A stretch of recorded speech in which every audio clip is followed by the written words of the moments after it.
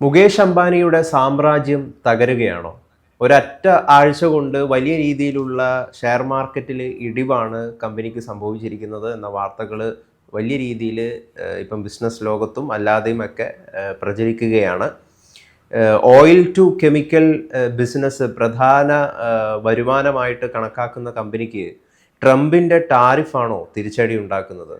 അതേപോലെ തന്നെ ഈ ജിയോ പൊളിറ്റിക്സ്, രാജ്യാന്തര രാഷ്ട്രീയമൊക്കെ ഏതെങ്കിലും വിധത്തിലുള്ള പ്രതിസന്ധി റിലയൻസ് ഗ്രൂപ്പിന്, റിലയൻസ് ഇൻഡസ്ട്രീസിന് സൃഷ്ടിക്കുന്നുണ്ടോ? നമുക്കറിയാം, ഇന്ത്യയിൽ വലിയ രീതിയിൽ ഇപ്പോഴും വരുമാനം നേടുന്ന, ലാഭത്തിലോടുന്ന ഒരു കമ്പനികളിലൊന്നാണ് മുകേഷ് അംബാനിയുടെ റിലയൻസ് ഇൻഡസ്ട്രീസ്.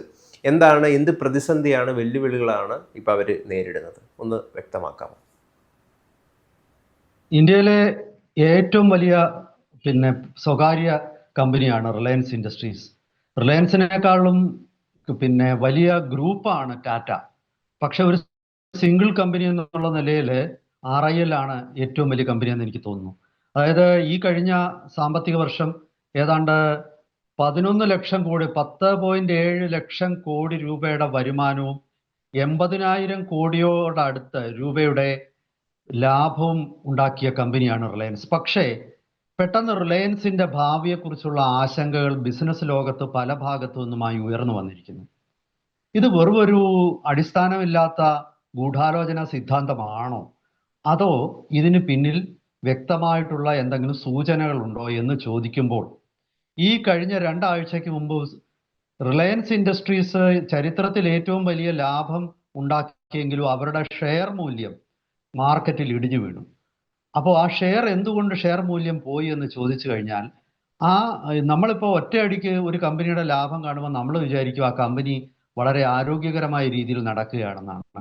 പക്ഷേ പലപ്പോഴും ഇവിടെ ഇൻവെസ്റ്റർ, അതുപോലെ തന്നെ ഇൻസ്റ്റിറ്റ്യൂഷണൽ ഇൻവെസ്റ്റേഴ്സ്, ഇവരൊക്കെ തന്നെ ഈ ലാഭത്തിന് പിറകിലുള്ള ഫണ്ടമെന്റൽസ്, അടിസ്ഥാന മൂല്യങ്ങൾ, തത്വങ്ങൾ, അടിസ്ഥാന രഹസ്യങ്ങൾ, ഇതെല്ലാം പരിശോധിച്ചതിന് ശേഷമായിരിക്കും ഒരു കമ്പനി എത്രത്തോളം ഭാവിയിലേക്ക് വളരാനുള്ള സാധ്യതയുണ്ടെന്ന് കാണുന്നത്. ആ ഒരു സൂക്ഷ്മ പരിശോധനയിൽ, അല്ലെങ്കിൽ ഒരു ഡ്യൂ ഡിലിജൻസിൽ റിലയൻസിന് ഒരുപാട് അടിസ്ഥാനപരമായ പ്രശ്നങ്ങൾ റിലയൻസ് ഇൻഡസ്ട്രീസ്, മുകേഷ് അംബാനി ചെയർമാനായ റിലയൻസ് ഇൻഡസ്ട്രീസ് നേരിടുന്നു എന്നുള്ള ഒരു സൂചനയാണ് പെട്ടെന്ന് തന്നെ റിലയൻസിനെ കുറിച്ച് ആശങ്കകൾ മാർക്കറ്റിൽ വരാനുള്ള കാര്യം. കമ്പനിയുടെ ഇപ്പൊ റിലയൻസ് നമ്മൾ എടുക്കുമ്പോൾ മുഖ്യമായിട്ടും അവരുടെ ബിസിനസ്സുകൾ ഒന്ന് ഓയിൽ ടു കെമിക്കൽസ് ആണ്. അതാണ് അവരുടെ ഏറ്റവും വലിയ ശക്തി. അതിന്റെ കീഴിലാണ് ജാംനഗറിലെ ലോകത്തിലെ ഏറ്റവും വലിയ റിഫൈനറി ഉള്ളത്.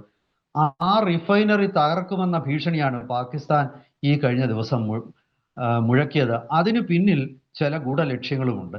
പിന്നീട് വരുന്നത് റിലയൻസ് ജിയോ, പിന്നെ റിലയൻസ് റീറ്റെയിൽ. അങ്ങനെ വിവിധ മേഖലകളിലായിട്ട് വ്യാപിച്ചു കിടക്കുന്ന ഒരു സാമ്രാജ്യമാണ് റിലയൻസിൻ്റെ. റിലയൻസ് പെട്ടെന്ന് തകരുമോ എന്ന് ചോദിച്ചാൽ ഞാൻ പറയും അത് പെട്ടെന്ന് തകരുകയുമൊന്നുമില്ല. കാരണം അതിന് സർക്കാരിന്റെ ഉൾപ്പെടെ സപ്പോർട്ടുണ്ട്. കാരണം അതിൽ ഞാനൊരു തെറ്റായ രീതിയിലല്ല പറയുന്നത്. ഒരു രാജ്യത്തെയും പ്രധാനപ്പെട്ട സ്വകാര്യ കമ്പനികൾ തകരാൻ അവിടുത്തെ സർക്കാർ അനുവദിക്കില്ല. കാരണം ആ രാജ്യത്തിന്റെ ഒരു സമ്പദ്ഘടന പോലും ഈ കമ്പനികളുടെ പ്രവർത്തനത്തെ അടിസ്ഥാനപ്പെടുത്തി നിൽക്കും. പക്ഷേ അതേസമയം ഈ കമ്പനികൾ അവരുടെ സ്വന്തം നിലയ്ക്ക് ഈ ലാഭം മെച്ചപ്പെടുത്തുകയും ഭാവിയിലേക്കുള്ള എല്ലാ വെല്ലുവിളികളെയും ഇല്ലാതാക്കാനുള്ള അവരുടെ ഒരു ഗെയിം പ്ലാൻ അവർക്ക് ഇല്ലെങ്കിൽ സ്വാഭാവികമായിട്ടും അവര് തൽക്കാലമൊക്കെ രക്ഷപ്പെടുമെങ്കിലും ഭാവിയിൽ അവർക്ക് വലിയ വെല്ലുവിളികളും അതേ തുടർന്ന് അവർ പിന്നോക്കം പോവുകയും ചെയ്യും. നമുക്കറിയാം, പണ്ട് ഇന്ത്യയിലെ ടാറ്റ, ബിർള, റിലയൻസ് ആ രീതിയിലായിരുന്നു. ഇപ്പൊ ബിർള പല പടി താഴെ പോയിരിക്കുന്നു. ഇവിടെ എന്താണ് റിലയൻസിന്റെ നേരിടുന്ന വെല്ലുവിളികൾ? ആ വെല്ലുവിളികൾ, ഒന്ന് ഓയിൽ ടു കെമിക്കൽസ് ഇൻഡസ്ട്രീസ് നേരിടുന്ന വെല്ലുവിളി. അതിൽ ഈ ട്രംപിന്റെ താരിഫ് യുദ്ധം ഒരു പ്രധാനപ്പെട്ട റോളുണ്ട്. അത് ഒന്നാമത്തേത്. പിന്നീട് വരുന്ന റിലയൻസ് റീറ്റെയിലിന്റെ പ്രശ്നങ്ങൾ. റിലയൻസ് റീറ്റെയിലിന്റെ മൂല്യം ഈ കഴിഞ്ഞ കുറച്ച് ആഴ്ചകൾക്ക് മുമ്പ് അത് $100 ബില്യൺ ആയിരുന്ന റിലയൻസ് റീറ്റെയിലിന്റെ മൂല്യം വെറും $50 ബില്യനായിട്ട് പകുതിയായിട്ട് കുറഞ്ഞു.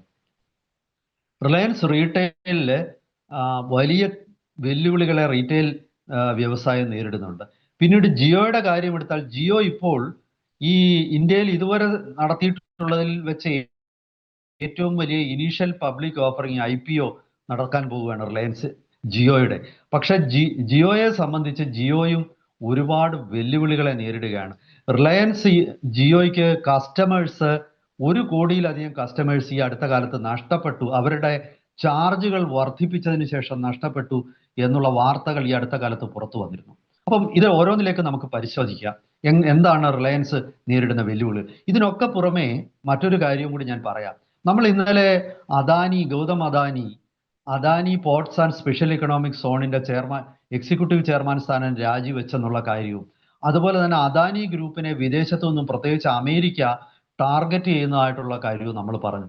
റിലയൻസും അതേപോലെ തന്നെയുള്ള അന്താരാഷ്ട്ര തലത്തിൽ നിന്നുള്ള വെല്ലുവിളികൾ നേരിടുന്നുണ്ട്. അതിന്റെ ഇപ്പോൾ ഒരു കാരണം ഞാൻ പറഞ്ഞാൽ, അമേരിക്കയിലെ ഏറ്റവും വലിയ സോഫ്റ്റ് ഡ്രിങ്ക് ഭീമന്മാരാണ് പെപ്സിയും കൊക്കക്കോളയും. അവരെ നേരിടാനായിട്ട് റിലയൻസിന്റെ ബിവറേജുകൾ, കാമ്പക്കോള എന്ന് പറയുന്ന ബിവറേജ് അവർ തയ്യാറാക്കിയിരിക്കുക. ഇപ്പോൾ അത് ശ്രീലങ്കയിൽ ഉൾപ്പെടെയുള്ള രാജ്യങ്ങളിലൂടെ അത് വിൽപ്പനയ്ക്കായിട്ട് വലിയ ഒരു അറേഞ്ച്മെന്റ്സിലേക്ക് റിലയൻസ് ഇൻഡസ്ട്രീസ്, റിലയൻസ് റീറ്റെയിൽ അവര് മുന്നോട്ട് വന്നിരിക്കുക. അവരുടെ FMCG ബിസിനസ്സിൽ അവർ ഒരുപാട് പുതിയ നീക്കങ്ങൾ നടത്തുന്നുണ്ട്. ഇതൊക്കെ തന്നെ ഇന്ത്യയെ തകർക്കാൻ അമേരിക്ക ലക്ഷ്യമിടുമ്പോൾ ഇവിടുത്തെ വലിയ സ്വകാര്യ മേഖലാ കമ്പനികളെയും അമേരിക്ക തകർക്കും. അപ്പൊ അതും ഈ ഒരു വിഷയത്തിൽ ഉൾപ്പെട്ടിട്ടുണ്ടെന്നാണ് ഞാൻ മനസ്സിലാക്കുന്നത്. അപ്പോൾ അതിൽ ഓരോന്നായിട്ട് നമുക്ക് പരിശോധിക്കാം. ഇപ്പം റിലയൻസിന്റെ ഏറ്റവും വലിയ ഒരു ശക്തി എന്ന് പറയുന്ന അവരുടെ ഓയിൽ ടു കെമിക്കൽ ബിസിനസ് ആണ്. ലോകത്തിലെ ഏറ്റവും വലിയ ക്രൂഡ് ഓയിൽ റിഫൈനറിയാണ് ഗുജറാത്തിലെ ജാംനഗറിൽ റിലയൻസ് പ്രവർത്തിക്കുന്നത്. ഈ റിഫൈനറിയിൽ അവർ റിഫൈനറിയുടെ ആവശ്യത്തിനായിട്ട് അവർ ഇറക്കുമതി ചെയ്യുന്നത് പലപ്പോഴും വലിയ തോതിൽ റഷ്യൻ ക്രൂഡ് ഓയിൽ ഉണ്ടായിരുന്നു. മാത്രമല്ല ഇറാനിൽ നിന്നുള്ള എണ്ണ, കള്ളക്കടത്ത് എണ്ണ ഒക്കെ ഇന്ത്യയിലെ റിഫൈനറികൾ ഉപയോഗിക്കുന്നു എന്നുള്ള ഒരു ആരോപണം അമേരിക്ക ഉയർത്തിയിരുന്നു. അപ്പോൾ ഇങ്ങനത്തെ ഒരു സാഹചര്യത്തിൽ ഇവർ ഉണ്ടാക്കുന്ന വാല്യൂ ആഡഡ് പ്രോഡക്ട്സ്, അതായത് RIL വലിയ രീതിയിൽ എക്സ്പോർട്ട് ചെയ്യുന്ന ഒരു കമ്പനിയാണ്. നമ്മൾ വിചാരിക്കും ഇന്ത്യ ലോകത്തിലെ ഏറ്റവും വലിയ ക്രൂഡ് ഓയിൽ ഇമ്പോർട്ടറാണ്, ഇറക്കുമതി ചെയ്യുന്ന രാഷ്ട്രമാണെന്ന് നമ്മൾ പറയുമ്പോഴും പെട്രോളിയം വാല്യൂ ആഡഡ് പ്രോഡക്ട്സ്, ഉദാഹരണത്തിന് പെട്രോള്, ഡീസല്, അതുപോലെ ഏവിയേഷൻ ഫ്യൂവല്, നിരവധി ക്രൂഡ് ഓയിൽ റിഫൈൻ ചെയ്തു വരുന്ന പ്രോഡക്റ്റുകൾ, ഇത് കയറ്റുമതി ചെയ്യുന്ന ഒരു രാജ്യവും കൂടാണ് ഇന്ത്യ. ഗൾഫിൽ നിന്നും ക്രൂഡ് ഓയിൽ ഇറക്കുമതി ചെയ്യുന്നു, പക്ഷെ ഗൾഫിലോട്ട് തന്നെ പലപ്പോഴും പെട്രോളും ഡീസലും ഒക്കെ റിഫൈൻഡ് പെട്രോളും ഡീസലും ഒക്കെ നമ്മൾ കയറ്റുമതി ചെയ്യുന്നുണ്ട്. അങ്ങനെ ലോകത്തിൽ തന്നെ ഏറ്റവും വലിയ പെട്രോളിയം പ്രോഡക്ട്സ്, അതായത് ഈ റിഫൈൻഡ് പ്രോഡക്ട്സ് എക്സ്പോർട്ട് ചെയ്യുന്ന 5 രാജ്യങ്ങളിൽ ഒന്നാണ് ഇന്ത്യ. അതിൽ വളരെ പ്രധാനപ്പെട്ട ഒരു റോൾ വഹിക്കുന്ന റിഫൈനറിയാണ് ജാംനഗറിൽ ഉള്ള റിലയൻസിന്റെ റിഫൈനറി. ഇങ്ങനെയുള്ള ബിസിനസ്സുകൾ ഇപ്പോൾ America Russian crude oil import ചെയ്യുന്നതിൽ ഏർപ്പെടുത്തിയിരിക്കുന്ന നിരോധനം കാരണം ഇവർ ബുദ്ധിമുട്ടും. കാരണം ഇവർ പുറം രാജ്യങ്ങളിൽ നിന്നും ഇവർക്ക് ഏറ്റവും കുറഞ്ഞ വിലയ്ക്കാണ് റഷ്യൻ ഓയിൽ കിട്ടുന്നത്. അങ്ങനെ ഏറ്റവും കുറഞ്ഞ വിലയ്ക്ക് റഷ്യൻ ക്രൂഡ് ഓയിൽ കിട്ടുമെങ്കിലും ഇവർക്ക് മാർക്കറ്റിൽ മറ്റേത് റിഫൈനറി വിൽക്കുന്ന അതേ വിലയ്ക്ക് തന്നെ റിഫൈൻഡ് പെട്രോളിയം പ്രോഡക്ട്സ് വിൽക്കാനുള്ള അനുവാദം ഇവർക്കുണ്ട്. അപ്പോൾ സ്വാഭാവികമായിട്ടും റിലയൻസിന്റെ ലാഭത്തിൽ ഒരു വലിയ പങ്ക് ഈ ഓയിൽ ടു കെമിക്കൽ ബിസിനസ്സിന്. റിലയൻസ് ഒരുപാട് കെമിക്കൽസ് ഉൽപ്പാദിപ്പിക്കുന്നുണ്ട്. ഈ കെമിക്കൽസും വിദേശത്തേക്കും കയറ്റുമതി ചെയ്യുകയും അതുപോലെ ഇന്ത്യയുടെ ഡൊമസ്റ്റിക് മാർക്കറ്റിൽ വിറ്റഴിക്കുകയും ചെയ്യുന്നുണ്ട്. ഈ മേഖലയിൽ ട്രംപിന്റെ താരിഫ് പ്രഖ്യാപനം വലിയൊരു തിരിച്ചടിയായിരിക്കും. കാരണം ഈ ഏറ്റവും കുറഞ്ഞ വിലയ്ക്ക് ക്രൂഡ് ഓയിൽ കിട്ടുന്ന ഡെസ്റ്റിനേഷൻസ് ആയ ഇപ്പം റഷ്യ, അതുപോലെ മറ്റു ചില രാജ്യങ്ങൾ, അമേരിക്കയ്ക്ക് താല്പര്യമില്ലാത്ത രാജ്യങ്ങൾ, ഇവിടെ നിന്നൊക്കെയുള്ള ഇമ്പോർട്ട് പല രീതിയിൽ ഇന്ത്യയിൽ എത്തുകയും ഈ റിലയൻസ് RIL ഉൾപ്പെടെയുള്ള കമ്പനികൾക്ക് അവ പോവുകയും ചെയ്യുന്നുണ്ട് എന്നുള്ള സൂചനകൾ പുറത്തുണ്ട്. അപ്പം ഇത് വലിയ കൃത്യമായ സ്ക്രൂട്ടണിക്കും അതുപോലെ തന്നെ മറ്റ് തുടർ നടപടികൾക്കുമൊക്കെ അമേരിക്ക വിധേയമാക്കുകയാണെങ്കിൽ സ്വാഭാവികമായിട്ടും ഈ റിലയൻസിന്റെ ഓയിൽ ടു കെമിക്കൽ ബിസിനസ് വലിയ തിരിച്ചടിയെ നേരിടും. അത് ഒരു ഭാഗത്ത്. ഈ കഴിഞ്ഞ ഷെയർ മാർക്കറ്റിൽ ഞാൻ പറഞ്ഞല്ലോ, ജൂലൈ 20 21 ആ മാർക്കറ്റ് ഇടിവുണ്ടായപ്പോൾ റിലയൻസിന്റെ ഷെയർ വാല്യൂ ഏതാണ്ട് 3% താഴെ പോയപ്പോൾ അന്ന് മാർക്കറ്റ് വിദഗ്ധർ ചൂണ്ടിക്കാണിച്ചത് ഈ ആശങ്കകളാണ് പലപ്പോഴും നിക്ഷേപകരെ റിലയൻസിന്റെ ഷെയറിൽ നിന്നും പിൻവലിക്കുന്നതെന്നാണ്. അതുപോലെ നമുക്കിനി ജിയോയുടെ കാര്യം എടുക്കാം. ഇപ്പോൾ എനിക്ക് തോന്നുന്നു പിന്നെ റിലയൻസിനെതിരെ നടക്കുന്ന ആക്രമണത്തിന്റെ ഒരു കാര്യം 40,000 കോടി രൂപ മൂല്യമുള്ള അവരുടെ IPO പുറത്തു വരുന്നു. അപ്പോൾ അതിനെതിരെയുള്ള ഒരു വെല്ലുവിളികളാണ്. പിന്നെ മാത്രവുമല്ല, ഡാറ്റ ബിസിനസ്സിൽ ഇന്ന് ലോകത്തിൽ തന്നെ മുൻപന്തിയിലാണ് റിലയൻസ് ജിയോ. ഇങ്ങനെയൊക്കെയുള്ള കാരണങ്ങളാൽ അവർക്കെതിരെ കനത്ത ആക്രമണം നടക്കുന്നുണ്ട്. ഈ ജിയോയ്ക്ക് സംഭവിച്ചിരിക്കുന്ന ഒരു പ്രതിസന്ധി എന്ന് പറയുന്നത് അവരുടെ കസ്റ്റമേഴ്സ് പലതും ഹൈ വാല്യൂ കസ്റ്റമേഴ്സ് അല്ല. അതായത് ഒരു ശരാശരി ഒരു കസ്റ്റമറിൽ നിന്നും റിലയൻസ് ജിയോയ്ക്ക് ലഭിക്കുന്നതിനേക്കാൾ അധികം വരുമാനം അവരുടെ കസ്റ്റമർ ബേസിനേക്കാൾ കുറവ് ബേസ് ഉള്ള എയർടെല്ലിൽ ലഭിക്കുന്നുണ്ട്. അപ്പൊ ഇത് സൂചിപ്പിക്കുന്നത് റിലയൻസിനെ സംബന്ധിച്ചിടത്തോളം ഈ ആവറേജ് കസ്റ്റമർ റവന്യൂ എന്ന് പറയുന്നത്, ആവറേജ് ആനുവൽ റവന്യൂ എന്ന് പറയുന്നത് താരതമ്യേന കുറവാണ്. കഴിഞ്ഞ വർഷം അവർ അവരുടെ പ്രോഡക്റ്റുകളുടെ സർവീസിന്റെ ഒക്കെ വില വർദ്ധിപ്പിച്ചു. ആ വില വർദ്ധിപ്പിച്ചതിന് ശേഷം വൻതോതിൽ കസ്റ്റമേഴ്സ് റിലയൻസ് ജിയോ വിട്ടുപോകാനിടയായി. ഇത് അവരെ സംബന്ധിച്ചിടത്തോളം ഒരു വലിയ വെല്ലുവിളിയാണ്. കാരണം ഇവർ ഇത്ര ഇന്ത്യയിലെ ഏറ്റവും വലിയ കമ്പനി ആണെങ്കിലും അവരെ സംബന്ധിച്ചിടത്തോളം അവരുടെ വരുമാനത്തിന്റെ കാര്യത്തിൽ അവർ അത്ര മുൻപിലല്ല. പിന്നീട് ഇപ്പോൾ നേരിടാൻ പോകുന്ന ഒരു വെല്ലുവിളി ഈ ഇലോൺ മസ്കിന്റെ പിന്നെ ഒരു കടന്നുവരവാണ്. ഉപഗ്രഹം ബേസ് ചെയ്തിട്ടുള്ള അവർ കൊടുക്കുന്ന ഡാറ്റ സർവീസ്.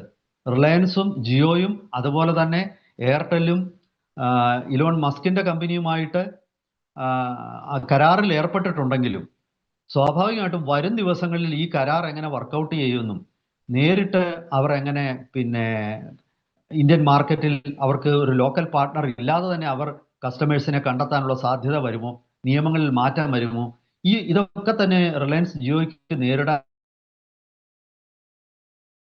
വെല്ലുവിളികളാണ്. സ്വാഭാവികമായിട്ടും BSNLന്റെ പുനരുജ്ജീവനം, BSNL ഇപ്പോൾ വീണ്ടും കുറഞ്ഞ വിലയ്ക്ക് സർവീസസ് കൊടുത്തുകൊണ്ട് ദേശീയ തലത്തിൽ തന്നെ വലിയൊരു തിരിച്ചുവരവ് നടത്തിയിരിക്കുകയാണ്. ഇങ്ങനെയുള്ള ഒരുപാട് വെല്ലുവിളികൾ ഇപ്പോൾ ജിയോ നേരിടുന്നുണ്ട്. ഇതും ഒരു കാരണമാണ് അവരുടെ കമ്പനി ഗ്രൂപ്പ് മൊത്തത്തിൽ നേരിടുന്ന വെല്ലുവിളികൾ. പിന്നെ റിലയൻസിന്റെ റീറ്റെയിലിനെ സംബന്ധിച്ച് അവർക്ക് ഒരുപാട് വിഭാഗങ്ങളുണ്ട്. എല്ലാത്തിലേക്കും കടക്കാൻ സമയപരിമിതി പോലും നമുക്ക് സാധിക്കില്ല. ഇപ്പോൾ തന്നെ നമ്മുടെ അനുവദിച്ചിരിക്കുന്ന സമയം തീരാറായി. എങ്കിലും ഞാൻ റീറ്റെയിലിന്റെ കാര്യം കൂടെ ഒന്ന് പറയാം. റീറ്റെയിലിനെ സംബന്ധിച്ച് ഞാൻ ആദ്യമേ പറഞ്ഞു, അതിന്റെ മൂല്യം താഴേക്ക് വന്നു. $100 ബില്യൺ മൂല്യമുണ്ടായിരുന്ന റിലയൻസ് റീറ്റെയിൽ 50 ബില്യനായി അവരുടെ പിന്നെ മൂല്യം താഴേക്ക് വന്നു. ഇതൊക്കെ പലപ്പോഴും ഈ റീറ്റെയിൽ മേഖലയിലെ പലപ്പോഴും അവർ ഉദ്ദേശിക്കുന്ന പല പ്രോഡക്റ്റും വേണ്ട രീതിയിൽ അവർക്ക് ജനങ്ങളിലേക്ക് എത്തിക്കാൻ സാധിക്കുന്നില്ല. പെർഫോമൻസ് വേണ്ട രീതിയിൽ മുന്നോട്ട് പോകുന്നില്ല. അവർ അതിനെ മറികടക്കാൻ പല രാജ്യങ്ങളിലേക്കും അവരുടെ നെറ്റ്വർക്ക് ഫുട്പ്രിന്റ് വ്യാപിപ്പിച്ചുകൊണ്ട് ഇപ്പോൾ ശ്രമിക്കുന്നുണ്ട്. ശ്രീലങ്കയിൽ ഞാൻ പറഞ്ഞല്ലോ, വലിയ രീതിയിലുള്ള ഒരു മുന്നേറ്റം അവർ നടത്തുന്നുണ്ട്. ക്യാമ്പക്കോള എന്നുള്ള ആ ഒരു ബ്രാൻഡ് നെയിമിലുള്ള ക്യാമ്പ ബിവറേജസ്, അതുപോലെ റിലയൻസിന്റെ മറ്റ് പ്രോഡക്ട്സ് ശ്രീലങ്കയിലെ ഒരു സംരംഭ വലിയ ഗ്രൂപ്പുമായിട്ട് ചേർന്നിട്ട് അവർ ശ്രീലങ്കയിൽ ഇപ്പോൾ വിതരണം തുടങ്ങി കഴിഞ്ഞിരിക്കുന്നു. ചുരുക്കി പറഞ്ഞാൽ റിലയൻസ് അവരുടെ പരിമിതികളെ അതിജീവിക്കാൻ ശ്രമിക്കുന്നുണ്ട്. പക്ഷേ എങ്കിലും ഈ ഓയിൽ ടു കെമിക്കൽ ബിസിനസ്സിൽ എന്തു വേണമെങ്കിലും സംഭവിക്കാം. ഇത് എത്രായിരം കോടി രൂപ ലാഭം ഉണ്ടെങ്കിലും അത് ഒരു വർഷം കൊണ്ട് വൈപ്പ് ഔട്ട് ചെയ്യാൻ ഈ ഓയിൽ ടു കെമിക്കൽ ബിസിനസ്സിലെ നഷ്ടങ്ങൾ കാരണമായേക്കാം. ഇതൊക്കെ തന്നെ അംബാനിക്ക് അത്ര ശുഭകരമല്ല. ലോകത്തിൽ അമേരിക്കയുടെ ഒരു കണ്ണിലെ കരടായിട്ട് അംബാനിയും മാറിയിട്ടുണ്ട്. വരും ദിവസങ്ങളിൽ വലിയ വെല്ലുവിളികളാണ്. പാകിസ്ഥാൻ സൈനിക മേധാവി ജാംനഗർ റിഫൈനറി തകർക്കുമെന്ന് പറഞ്ഞത് പിന്നെ റിലയൻസിന്റെ കസ്റ്റമേഴ്സിലും അതുപോലെ ഷെയർ ഹോൾഡേഴ്സിലുമുള്ള ആത്മവിശ്വാസം തകർക്കാനുള്ള ഒരു ശ്രമത്തിന്റെ ഭാഗം തന്നെയാണ്. എന്തായാലും വരും ദിവസങ്ങളിൽ നമുക്ക് വളരെ സൂക്ഷ്മതയോടെ ഈ യുദ്ധം, ജിയോ പൊളിറ്റിക്കൽ ചേഞ്ചസ് എങ്ങനെയാണ് റിലയൻസിനെ ബാധിക്കുക എന്നുള്ള അതിൽ റിലയൻസ് എങ്ങനെ പ്രതിരോധിക്കുമെന്നും വരും ദിവസങ്ങളിൽ നമുക്ക് കാണാം.